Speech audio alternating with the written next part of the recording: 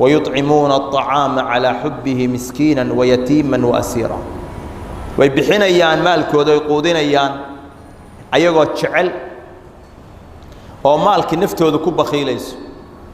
oo maxabba iyo galgacayl qalbiga uu yaala maalkii ay jecel yihiin bay masna ku dhiiranayaan inay bixiyaan waxayna siinayaan miskiin iyo yatiim agoon mid qafaalan qof dhibaataysan ay siinayaan maxay u quudinayaan inay dadka quudiyaan maxay ka dheefayaan waxay ka dheefayaan inma nut'imukum liwajhi illah la nuriidu minkum jazaa'an wala shukura in loo soo duubo loo soo sawiro ma rabo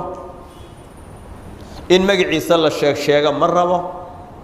in lagu amaano wax badan buu bixiyay ma rabo wuxuu u quudinayaa oo u siinayaa oo u bixinayaa liwajhi illah ilaahay daraadis mana idinka doonayna amaal marin in amaal noogu gashaan iyo bari aad uga baxsatay asaguna inuu ku saacido ma aha dadka wax bixiya oo wax sax ilaahay u aqbalay waa dadka noocaas ما شاء الله بريسكي تمرتي بعدي تمرتي بعدي يا صديقي يوم أنتوتي قبلك كل يا قاضين وما شاء الله بقولت من أفرق سين سلامي قرآن قادتيس سين سلامي ما شاء الله ما يقابلني ما يسوني تمر ما يسوني باست ما يسوني بريس ما يسوني سليد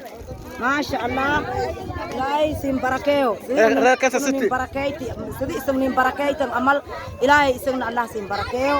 إيه سين كما إليني إله كما حد إليني إسمه سين كما حد إليني ما شاء الله أنا قفام أيه كان الحمد لله ما شاء الله الموقع يتيم ويكيد الحمد لله الحمد لله